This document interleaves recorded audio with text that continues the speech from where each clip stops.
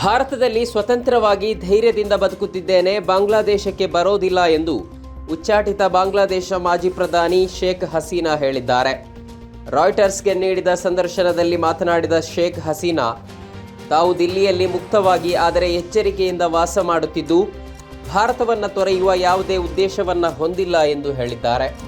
ಮ್ಯಾನ್ಮಾರ್ನಿಂದ ಥೈಲ್ಯಾಂಡ್ಗೆ ಪರಾರಿಯಾಗಿರುವ 500 ಭಾರತೀಯರನ್ನ ದೇಶಕ್ಕೆ ವಾಪಸ್ ಕರೆತರಲು ಪ್ರಯತ್ನಿಸುವುದಾಗಿ ಕೇಂದ್ರ ಸರ್ಕಾರ ಹೇಳಿದೆ.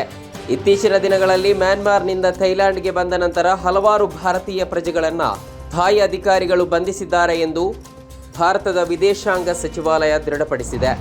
ಒಳ ಮೀಸಲಾತಿಯ ಸಮರ್ಪಕ ಅನುಷ್ಠಾನಕ್ಕೆ ಕಾಯ್ದೆ ರೂಪಿಸಲು ರಾಜ್ಯ ಸರ್ಕಾರ ನಿರ್ಧರಿಸಿದ್ದು, ಗುರುವಾರ ನಡೆಯುವ ಸಚಿವ ಸಂಪುಟ ಸಭೆಯಲ್ಲಿ ಇದಕ್ಕೆ ಸಂಬಂಧಪಟ್ಟಂತೆ ಕರಡು ಮಸೂದೆಗೆ ಸಮ್ಮತಿ ಪಡೆಯಲಿದೆ. ಪರಿಶಿಷ್ಟ ಜಾತಿಯ ಒಳ ಮೀಸಲಾತಿ ಅನುಷ್ಠಾನ ಕುರಿತು ಮುಖ್ಯಮಂತ್ರಿ ಸಿದ್ದರಾಮಯ್ಯ ಅಧ್ಯಕ್ಷತೆಯಲ್ಲಿ ಬುಧವಾರ ನಡೆದ ಸಭೆಯಲ್ಲಿ ಈ ಕುರಿತು ಚರ್ಚಿಸಲಾಗಿದ್ದು, ಸಂಪುಟ ಸಭೆಯ ತೀರ್ಮಾನಗಳನ್ನು ಸಮರ್ಪಕವಾಗಿ ಅನುಷ್ಠಾನಗೊಳಿಸಲು ಸೂಕ್ತ ಕ್ರಮ ಕೈಗೊಳ್ಳಲು ನಿರ್ಧರಿಸಲಾಗಿದೆ.